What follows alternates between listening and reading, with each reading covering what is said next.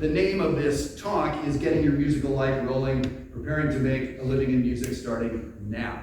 And so most of what I want to talk about today is the now part. I want to be really pragmatic. We're not going to discuss profit loss sheets because I'm not sure that I know what one is, actually. So we're not going to go there. So just a quick bio to let you know about who I am. I'm from Canada originally, and I went to 2 years of college in Canada, took a year off and worked as a musician and worked in a factory, like a chemical factory, to save money to come here. And so I transferred here in a sense. I thought I was going to knock it out in 2 or 3 years and get back to my Canadian girlfriend. She immediately dumped me when I left, so it's like, okay, well that plan is not going to happen. And I still like Catherine, I guess. But, I got here and I saw how much I had to learn. So I decided, like, let me not rush through this in 2 years or whatever I could do. So I'm a sax player. I started taking flute lessons and playing in the wind ensemble. And there was so much to do. So I thought, let me take 4 years and do this properly. So I did 4 years. Ended up being a teaching fellow and staying for 2 more years to get a master's. So I was here for 6 years. I directed the 9 o'clock band back when there was a 9 o'clock band. And during that time and for years and years afterwards, I did everything, lots of things you can do in music. That was pre-internet, dinosaur days. But I did music copying, like literally with a pen, because Sibelius didn't exist and Finale. But so that was a good paying gig. You could make a lot of money as a music copyist. I did shows. I doubled. I played in funk bands. I played in wedding bands. I did some little national tours. I booked some gigs. I taught adjunct in some high schools and in some colleges. I taught private lessons. So I kind of did all the stuff that, at least in that day, you would imagine you would do. I did some arranging. I was an arranging major here for a while, but ended up doing the performance thing. So I did that till I was honestly about 30 years old. I was just taking whatever, when the phone would ring, I'd pick it up, whatever the question was, can you play a country gig tonight? The answer was immediately yes, and then like, oh man, what is that? So I did. I played some country gig, whatever. Take a gig, go do it. That was my thing. So at the age of about 30, honestly, pretty late, I realized something really important is that the telephone works 2 ways. This is old school telephone. I was waiting to receive calls. I would sit by my phone, and the phone would ring, and I hope it's a gig. But then when I was about 30, I realized, like, wait a minute, I can make the phone ring. I can call somebody. I can offer them a gig. I can be in that leadership position. I can hustle a gig and hire the band. And by the way, all the guys that aren't calling me that I'd love to play with, and I'm waiting, they're not calling me. Well, how about if I get a gig and I call them? And I did that a couple times, and they always said yes. So here I am playing with the people I want to play, and so I'm making these first stumbles into being a leader, or sort of, having my own thing going on. So really, the point is being proactive, right? And it doesn't make sense to wait to be proactive, right? That's actually a good Facebook, Instagram post. Yeah, don't wait to be proactive. There's something there. So yeah, it doesn't make sense. We can be proactive, like proactive means now, right? So just that idea. That's what we're going to be talking about today. So now, I left North Texas. It was very interesting. I was graduating with my master's, and the phone in the jazz office rang, and it was a town in Iowa, Decorah, Iowa, got a grant from the National Endowment for the Arts to have a chamber music group live there as artists in residence for a year. And they decided they wanted a jazz group for whatever reason, and jazz technically is chamber music because it's 1 per part. So they got this grant, and does North Texas have someone that would go there and audition? So I went there and auditioned with some friends. I had no plan. I was like a handful of months from graduating with my master's, and I'm like, I guess I'll move back to Edmonton. Maybe I'll move to Vancouver because it's kind of cool. That was my plan. Knucklehead. So this call comes in, and we get this audition. So a quintet of us here from North Texas moved to Iowa. And it was this really cool artist in residence thing. 1 year became 2 years.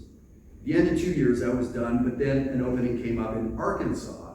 So we lived like just outside Memphis in Blytheville, Arkansas for another 2 years. So for 4 years, I was living in the middle of nowhere with great musicians and writing and playing and composing again, no plan. The pay was $1,000 a month. So that's what the gig paid. But we had housing provided and food provided. So I mean, honestly, I could have saved $990 a month if I wanted to, and so we did some touring around that. So, so now I'm 30, I'm in my mid-30s, and I'm making $1,000 a month, but I'm playing jazz and I'm making albums. So that was kind of cool. I ended up relocating to Annapolis, Maryland, where I live now, and that's just outside Washington, D.C. and Baltimore. So our band decided, we're going to break up. We make 5 albums during this time, and it's so now this 4-year gig was ending. And the question was what? I wanted to move to Tokyo. Nobody else wanted to move to Tokyo. One of the guys wanted to move to New York, but 2 of the guys had lived in New York and knew how hard that was. So it's we just got a case of beer and duked it out. And we ended up one of the guys was from the DC area, and we knew it as a good place to make a living, like a lot of music, great musicians. So we moved to DC. So I started teaching private lessons. So we're kind of circling around where things changed for me a little bit. Just teaching private lessons. I have never taken an education class. I wasn't really dying to teach private lessons, but it's a way to make money. So as always, the phone rings, whatever the question is, I say yes. And so now I have students. But interestingly, it was a bunch of adult students. I mean, I had a couple high school students, but somehow or other, adult students who have regular day jobs, somebody who's an accountant, somebody who's a house husband, a woman who's the CEO of a company, they either want to start playing music or they want to get back to it. They played in college, went and got their business degree or whatever going, and they miss playing music. So I started teaching these people. And so that was kind of interesting, and I mean, I liked it because their checks always cash, right? Because they were adults with grown-up jobs and stuff, so that was nice. And they cared about it. Lots of times, the middle school or high school kid I had maybe wasn't so into it. They were just doing this for their parents, right? So that was interesting. So at some point, these adults started asking me, they could play. They could kind of get through a course of Blue Blossom. They could get, they started to use some scales. And they're asking me, where do I go to play at a jam session? I want to play with other people. And they started asking me this. And so I blew them off because I didn't care. Because I'm a jazz musician, I got a gig to go to. So this is important, right? There are clients asking me to give them more. And I just ignored them because, what do I care, right? I mean, I'm not wasn't mean about it, but it's I can't say I put a lot of thought into it. They'd ask again, and I'm okay, if you go down to U Street in DC, funky part of town, on a Wednesday night, there's an 11 p.m. jam session. You might get one.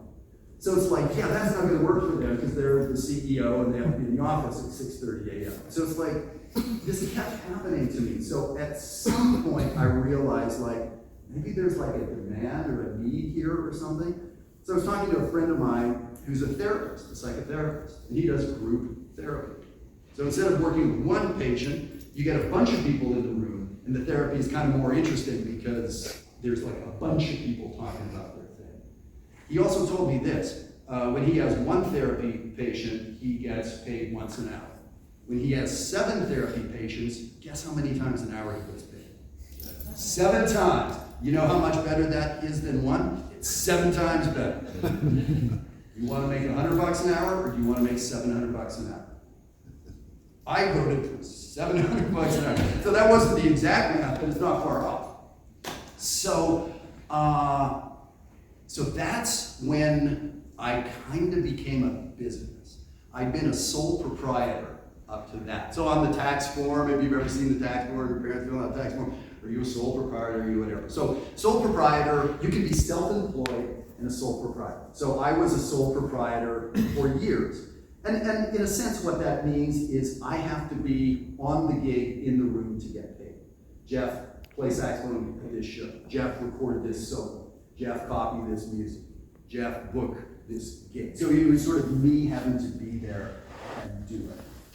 And so this transition to becoming a business. So I haven't quite said what a business is yet, but does anyone know a way to just, I'm not talking about, business school vernacular or anything, what would be different about a business than what a sole proprietor does? Well, we'll get into that in a little bit. Do you have a thought? is finding a need and filling it. Mm-hmm. And a sole proprietor would be, I guess, you're the person who's doing the business, so you're like an independent contractor, but you're not really like a business because you're not servicing multiple people. Yeah, so that's kind of, that's kind of a good way to put it. So we'll sort of circle back to that, this idea about sole proprietor becoming a business. So I started putting together these groups of adults, and I decided 7 is a good number. 4 in the rhythm section, 3 horns. I wanted as many as possible because I really like money. But I couldn't say, like, let's do a jazz small group. It's going to be 78 of you, and 77 of you are guitars. So that, that's not good, right? That's just not a good musical breakdown. So I decided 7. That's like the Art Blakey thing. It's close to Blakey, right? 1 on a part, so I did 7. And so I started a group, and I found out I really enjoyed coaching an ensemble. Now, I've directed, by this point I've directed big bands and done a lot of that, but that idea about coaching an ensemble, and as a sax player who played classical piano as a kid, I mean, I have like composer's piano, I don't play piano, but like, what do I say to the bass player when it's dragging? So I don't have to teach them how to play bass, so I didn't necessarily need the knowledge, but how do I talk to a rhythm section about why this bossa nova is kind of jacked, or what's the difference with an African? Yeah, so it was really cool. So it really got me thinking. And over the years, I've learned to play drums and bass, and so now I can play kind of most of those instruments. But that's beside the point. It was just a fun way for me to do it. So I started working with these ensembles. So I had one ensemble, very quickly had a second ensemble, because I sort of put the word out. And once the first ensemble, people kept calling, so now there's a waiting list, now a second ensemble. So 16 ensembles at some point. So I have 16 different groups. And now I can't teach all those groups. So I have 2 other faculty members, great players in DC. So that's kind of where this becomes a business, is now there's 16 groups. I teach 8 of them. And Steve Herberman, fantastic 7-string guitar player, teaches 4 of them. And David Jernigan teaches 4 of them, great bass player in town.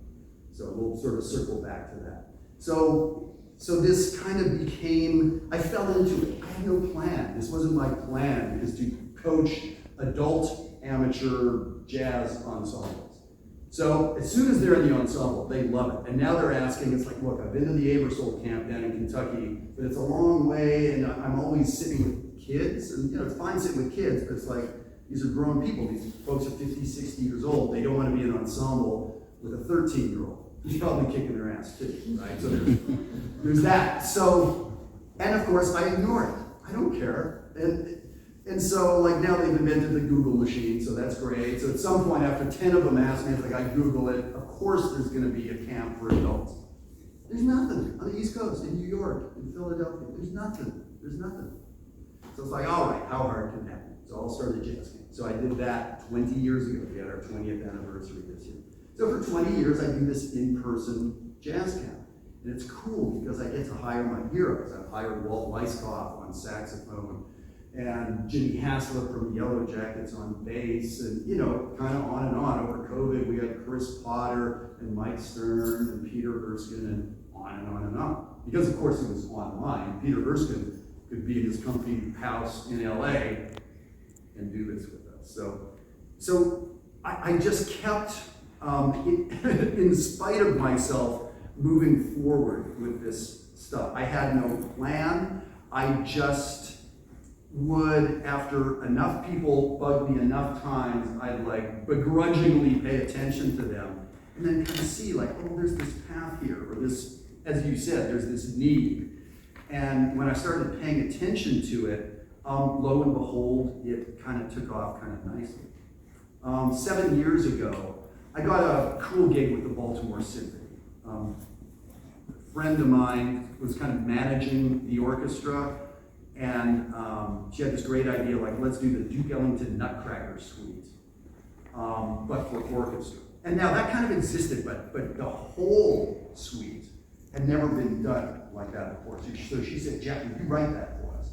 And so for the first time in my life, I was smart enough to say no, because I don't know how to do that. I can write a big band chart, but hell no, I'm not writing, a 40-minute. But, so a friend of mine was the chief arranger for the Army, I want to say. Everything. If you watch the 4th of July special, he wrote all that music, you know, on NBC or whatever. He wrote it, and I just said, can I be on the gig? I'd love to play. And so the way he wrote it, it was saxophone and orchestra. So it was like this concerto for me with orchestra playing all this elegant, which was like, I did not expect that. I thought I might sit in the section or something. So it was scary. And you know, when the 180 pages came in, I'm like, geez Louise. And I'm a tenor player. Like, I haven't played alto in 20 years. Honestly, not had it out of the case. I don't even own a baritone. I sold that a long time ago. And it's for alto, sounding like JandJonJazz. It's on tenor, sounding like Paul Gonsalves. And lots of baritone, Harry Carney. So it's like, geez. So now I'm trying to borrow a baritone. Anyway, long story short, I'm freaking out. I've hired a business consultant by this time. He says, okay, here's what you need to do. Go on YouTube and freak out in front of everybody. And I was like, what? And he's like you're scared, you don't know how you're gonna do this. How about if you show people how a professional gets ready? And be humble and be vulnerable. Because I was freaking out. But of course, you know, when we put ourselves to other people, we want to show the top, oh, I'm Jeff, I'm in North Texas today, I'm a big deal, I'm a big shot, I'll put that on Facebook. Sure, I mean, that's good, but human beings kind of like it when, you know, when people are vulnerable and actually are real human beings. So I didn't want any part of that, by the way. So he insisted. I was paying this guy $500 an hour too. So I would listen to this business consultant I hired. He was great. He earned his money very quickly. So yeah, when you're paying someone $500 an hour, listen to them. Hot tip. So I started doing just, you know, me with my iPhone. It's like, so I'm doing this big gig and I'm freaking out because I can't play this part. I don't know how to voice it on the baritone saxophone. So I'm going to try. And so I practiced in front of the camera. And I think I called it I can't remember. Well, if you go to my channel, that was a long time ago. So, Digging Deeper Jazz, or just put my name into YouTube. Today, actually, right now, is my 400th anniversary. This is the 400th Friday that I'm releasing a video at noon. So 400 is a lot. So once I started doing this thing for the symphony, I did that, you know, 20 or 30 of those videos getting ready on these different things. And some of it was philosophical, like, I've got my own voice as a tenor player, kind of, sort of. But now I'm doing this piece that Ben Webster or Paul Gonsalves would have played. So, like, philosophically, should I try to channel those guys? Should I, like, buy a different mouthpiece and try to sound like them? Or should I sound like me, as if I were in the Duke Ellington band? Or should I try to sound like me, giving a polite nod to Ben Webster? It's like, I really thought a lot about that. So anyway, so that was the kind of stuff. And so I got some traction on YouTube. I didn't really get YouTube. Like, there was a day that probably none of you know about where YouTube didn't exist, right? And then one day there was YouTube. And then there were people on YouTube giving away what they knew for free, which I thought was so stupid. Why would you tell people about, like, the augmented scale for free? Why would you put your album on YouTube for free? So now we understand it's how things are. We kind of have to do that. That's sort of your business card, right? So it started me understanding YouTube. So over all this time, now I've created all this content. And one of the interesting things is my business consultant was talking about trust. That's a big thing, is earning the trust of these people. So I said I'm going to be here next Friday at noon Eastern time with some new stuff for you. And so I got in the habit, someone that's trustworthy does what they say, right? And then I got in the habit of trying to teach in a particular direction towards these adult amateurs. So lots of high school kids paid attention. I know professors at Berkeley School of Music use some of those videos, but I was always really specifically talking to the adults. So by this point, I kind of learned to know who you're talking to, know who you're trying to serve. One interesting thing, this guy, Sean Lowe, the business consultant I had for a couple of years, he was talking to me about my teaching, and he knew nothing about music, which I love. So he was an MBA business guy.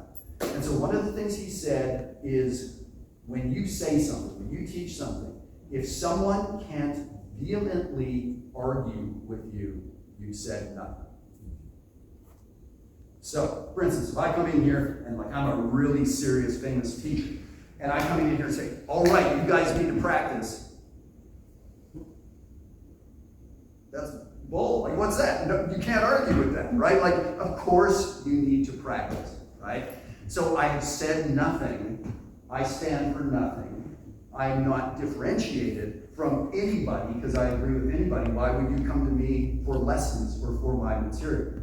So the first thing I did, one of the first videos I did was scales suck. Do not use scales. That's not the way to go. So now, people disagree with that. And it's nice to be right, as I almost always am. Yes. No, so, but you know, I felt like I could back up my thing. Is that, for instance, if you give a musician a scale and say, improvise, that, you know, we've all heard what a less experienced musician does with that. If you give someone the alphabet and say, give me a sonnet out of this alphabet, or here's the Korean alphabet, here's the whatever. That's not how it works, right? How it works actually is 4 tones. That's how you get good at improv. So that's what I stood for. So that's kind of interesting. So think about, and we're going to put some real teeth to some assignments for you guys, but that's something to think about. That what you do. Are you a violin soloist? Are you writing hip hop and stuff? Think about who you want to exclude. If you don't exclude almost everybody, it's probably not going to work. That's a weird thing to say, right? So you want to actively exclude people. I'm a jazz musician, okay? Right there, I've excluded like 99% of the human race, right? But to someone who's a jazz musician, that's good. And here's the other thing. Let's say that figure is actually correct, 99%. There are still hundreds of millions of people who want to know about me, or tens of millions, right? So when you exclude, that lets people know what you're about. So trying to be everything to everybody doesn't actually work and doesn't allow anyone to know what you're about. So, you know, when I think back to the musicians that I knew here at North Texas, you know, classical flute players who were really into extended techniques. Like, I still remember those people because what they were doing was different. They weren't just playing the same Mozart pieces over and over again. They were doing the Robert Bates stuff, which was kind of cool. Or I remember a buddy of mine when I was here who was just a Dexter maniac, and he literally sounded like Dexter. You could not tell the difference. And I still remember him, those guys that had a voice. And whether that voice stayed, but just that idea of wanting to have a voice in business, a voice as a teacher, a voice as a performer, a voice as a human being. Any of that. And you get there by excluding things. I choose not to be like that, and that, and that, and that. And by getting rid of those things, you're making a sculpture, right? You kind of carved away some things that you're not. And you don't know what the sculpture is going to quite be yet, but by getting rid of things you don't like, you don't value, don't resonate with you, you're starting to zero in on who you are or what your business is, or stuff like that. So the last, circling around to what I'm doing today. So I've taught private lessons. I did the ensembles by recognizing there was a need for these adults out there. Started the summer camps. So I've got these different streams of income, and that's great. The YouTube thing I do, 400th video came out today. Do I make money? I monetized them for a while, but even when you're getting thousands of hits, that's like 18 cents a week. So it's like, forget it, I just turned off the monetization thing. Unless you get millions of views a week, it doesn't really add up to anything. So for me, that wasn't why I was there. So it allows me to build trust with all these folks. So with the business consultant, it became time to think about, now I'm getting 10,000 views a week. It's not like I'm Rick Beato or, whoever getting hundreds, thousands, millions of views. Not that, but like 10,000 people care. So, I think I have, 12,000 subscribers or something. It's like, no one's writing home about that, but like those people care. And, what can I do to serve them better? Became the question. And, some people charge $5 for a PDF. Or some people, have their new monthly PDF book they charge $20 for. And, so we kind of thought about that, but, really quickly it's like, no, let's turn this into like a for real business. So started jazzwire.net. So that's my big project right now. And I'd love to talk with you guys more about it, but that's, not what we're doing here. When we meet in the courtyard after, I'd love to chat with you more. But so Jazzwire, I built it before COVID, it's 5 years old. And it's an online platform for adults who want to learn and play jazz. So I did a lot of imagining what that would be like. Because, during and after COVID, of course, everyone's thought about how you teach online or what works. Like, that wasn't even really a thing. But all these people, so by the way, these 10,000 people paying attention, lots of them in Europe, maybe more than in the United States, lots of them in Australia, South America. So it's like, yeah, so what is this virtual platform? So I really conceptualized a lot, did a lot of thinking before building this thing. And one of the big things I did that I thought about my great experience here at North Texas. And I don't know if you'll want to plug your ears for this, maybe or maybe not. So my business consultant asked me, what do you remember about that great time? What did you get that these adults missed? They're not going to go to North Texas now because they're 6 years old and have grandkids and, whatever. So I thought about it, and he asked me, do you remember, sitting in a classroom? It's like, I remember a couple classrooms, but no, I was here for 6 years. And I didn't visualize a class, even with a favorite professor or a great lecture. So, so I'm thinking, what do I remember about thousands and thousands of hours here? And very quickly it was like, oh, I remember the hang. I remember going and sitting in Lab West, as a freshman, listening to Leanne with the 1 o'clock. Like that, I remember. I remember hanging out with, a drummer friend, getting pizza, and him laughing at me because I didn't know the difference between Philly Joe Jones and Papa Joe Jones. So that's where I learned the difference between Philly Joe and Papa Joe, right? And all this stuff. And I remember hearing about Billie Holiday for the first time. Didn't know what he played. I came here with a little ways to go since, ascended to these dizzying heights from being a total moron. So that's what I remember. And so, what is that? So that's community. That's learning from your peers. That's kind of the Socratic way to learn. I think in a lot of law schools, none of which I've ever attended, that's kind of how it works. You don't get a lecture on, now we're going to talk about whatever, and here's that. Okay, next time we're going to talk about this. It's, here's a problem, here's a case, you 6, go figure it out, come back in a week, and present it. Going back to Socrates and that sort of education. So I began to see it's like, wow, it's about hang, it's about community. So how can I create that in a platform? And so that's kind of what we did. All the content in the world is free. Everything you want to know about any concept, any instrument, if you want to know about Harvard Business School, all of Harvard Business School is free online. All the case studies, everything, it's there, it's free, it's online. Why would you go to Harvard if it's free online? You go to Harvard for the hang. You meet the people who are going to go on to these things and you're going to partner with for the rest of your life. So it's not about the content. Content is really important.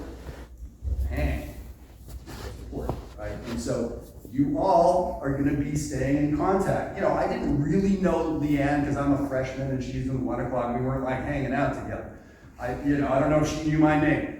But here we are 35 years later, and it's like, and it's like we're friends. We have this amazing history and decades in between that, you didn't think about me and I didn't think about you, and here we are, right? So you're gonna have that experience. So that's what I realized is sort of a big deal for me. So Jazzwire is this platform. Right now, I think we have 300 subscribers from around the world. And the cool thing is we're doing a capital raise right now. We're trying to raise $500,000 to really pour gasoline on this thing and see if we can expand it essentially into the largest online jazz education thing. So there's Open Studio, there's Chad LB, and Bob Reynolds and Learn Jazz Standards, all those terrible sites that I wouldn't really recommend.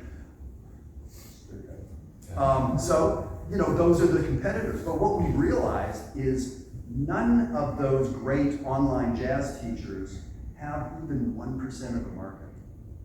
I mean, like 1% from that research.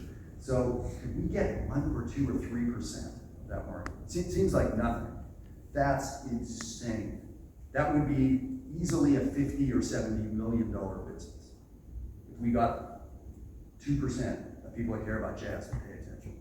So that's kind of what we're trying to do. So, I'm a sax player, but here I am, going into meetings and asking people for $500,000, do you want to invest in this? And so it's kind of interesting. So now we're trying to do something bigger, but it all, for me, has gotten down to education, who I'm educating, adults, and doing it in a way that builds community. It makes people want to come back. Why would you log back onto that site? Is it because the information's so great? Well, the next site has great information.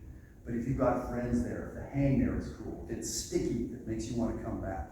So that's kind of the whole, long bio of me and sort of how I got to where I am, and for what for being invited here to talk to you guys. That's sort of the big story. So I want to know who some of you are. So first of all, are there any non-music people? Any non-music people? Excellent. So I know it's very cool that they're starting, I don't want to get this wrong, but an MBA, Master's in Business Administration, in music. That's awesome. That's so cool. I would come back and do that. And of course, I want to be here and learn how to play. Like, I'm a player. I love teaching, but I love playing. By the way, I'm going to be playing at Steve's Wine Bar tonight, just off the square at 7:30 with some great musicians. Ed Soap on the drums, Stefan Carlson, both ex-faculty members here on piano, Lyle's West. So anyway, please come out.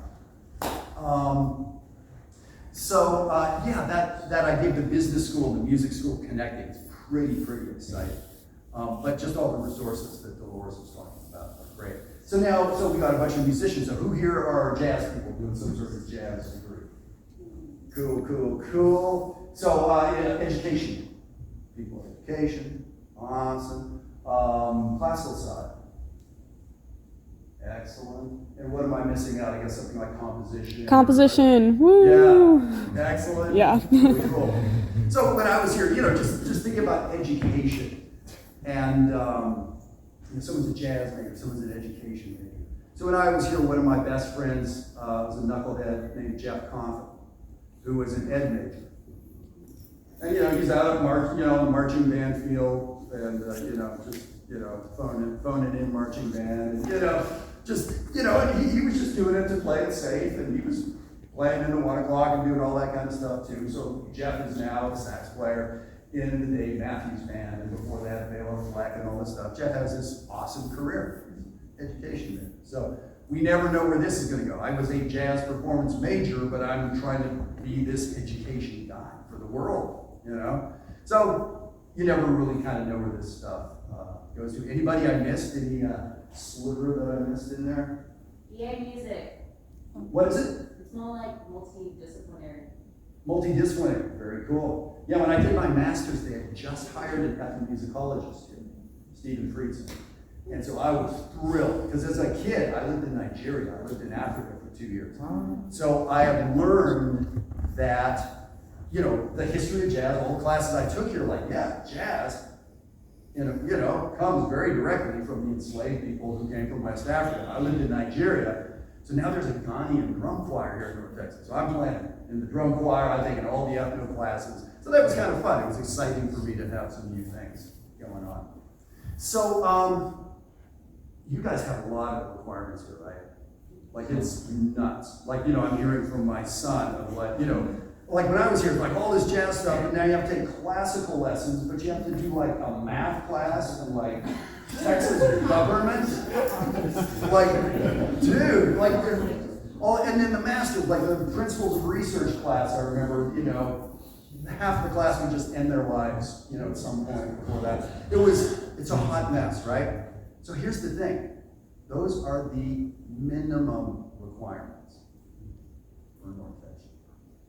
So let that sink in. All that you have to do, the minimum requirements. So, if you want to be on the road with Jacob Collier, or if you want to be teaching at Juilliard, or if you want to be sitting beside Danny Elfman on the next thing, or with Snarky Puppy or whatever, they're probably not going to be thrilled that you did the minimum requirements at North Texas, right? So it's like, oh, wow. But it's a good way to think about it, that you're here to get the piece of paper and you do these minimum requirements.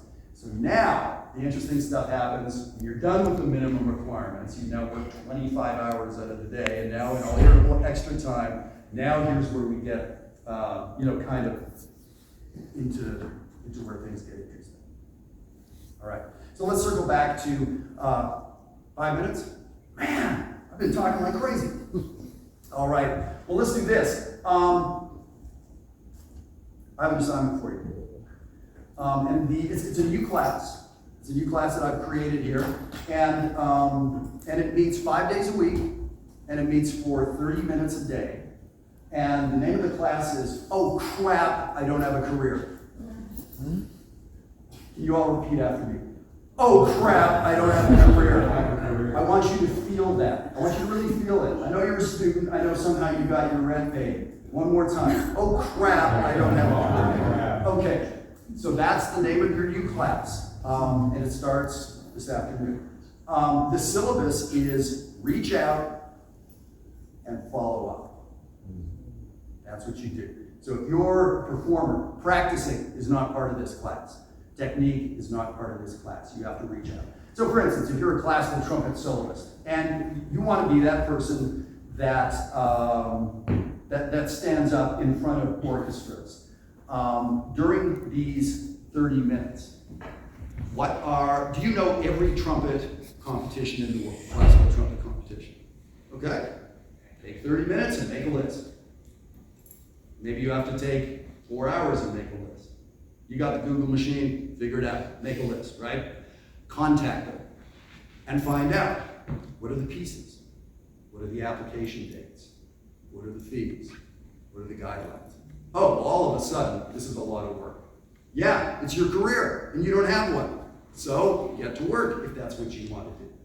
If you want to be on the road with Snarky Puppy, well, it turns out some of you met Michael Lee recently, right? So, what did you learn from him? What did he say? Well, one of the things I noticed is Snarky Puppy use music stands all the time. Nope. So if you want to get that gig, probably knowing one of their songs and having it memorized is good, right? So that's what we start doing. Now, the memorizing the song isn't part of your class. It's that reach out part. Right? So in short, it's being proactive. So if you think about how you got here, sitting in this room in North Texas, it was about those relationships or a scholarship that you got or a gig that you got. All of those things came because you reached out, right? So honestly, seriously, that's what I want you to do for 30 minutes a day, is do that. So maybe you want to gig at Steve's Wine Bar. Well, part of your 30 minutes is go down and find out who the heck Steve is. And find out a little bit about it. Find out what he likes. Find out what works for him, what doesn't work for him. Who's your band going to be? What kind of music do you play? Is it just going to be jazz standards? I mean, like all those things. Do you need a business card? Turns out we know where to get free business cards, right? Do you need a website or Instagram? Or is your Instagram filled with like your Pokemon collection from 7 years ago? Maybe it's time to upgrade your social presence, right? Oh, I'm going to need a picture. Oh, free headshot. I don't have something appropriate to wear. Oh, right? So, I mean, there's all this support. So as soon as you start reaching out, the follow-up questions start falling in like, oh man, like, okay, I've got a gig, but like, what music am I going to play? Who's the band going to be? That's what you do for 30 minutes a day. You're thinking this stuff through. And then when you realize there's a tangible thing you need to do, I need an actual legit website. Okay, Well, that's gonna take up a number of those 30-minute slots as you build a GoDaddy website, or as you hire somebody, or your uncle does websites, or whatever, right? And you start doing this. So you're being proactive about building your career. And not everything's gonna, land with a home run, but you're being proactive. And so I wasn't proactive. Honestly, till I was probably 30, mid-30s, when I really started to take charge of things and set time aside in the day to try to, move forward. I was sort of letting things happen to me. And thankfully, nice things were happening, and I was playing with good people. It was good, but it wasn't really where I wanted to get to. So that is what I want you to do. And so we can talk lots more about this in the courtyard. But you get what's allowed and what's not allowed in this class.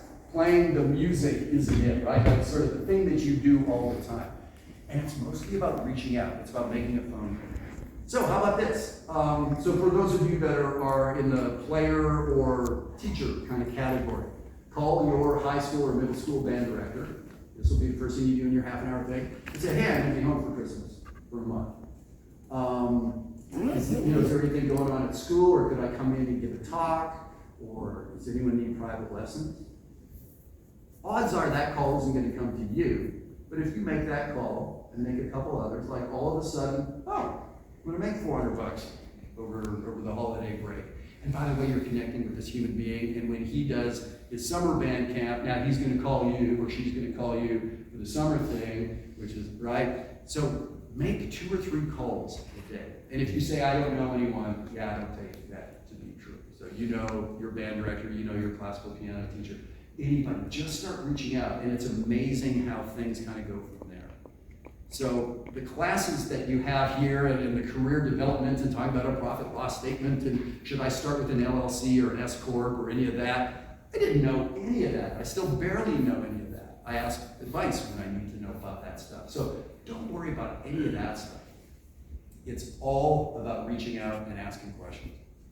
And then that should start getting you excited. And there will be good news, and then some of the response will be, yep, we're not hiring. Okay, good. Well, there's still 28 minutes left in your 30-minute class today to make another phone call or to send a text or whatever. That's how I'm here today. I reached out to Dolores. We had a talk in the hallway, and I followed up. Right? That was one of my little 30-minute slots in the day. Like, yeah, it'd be fun to come back to North Texas. And then here I am. And maybe this turns into something else or no. Doesn't matter. So, we're going to be meeting in the courtyard if it's not raining. Right?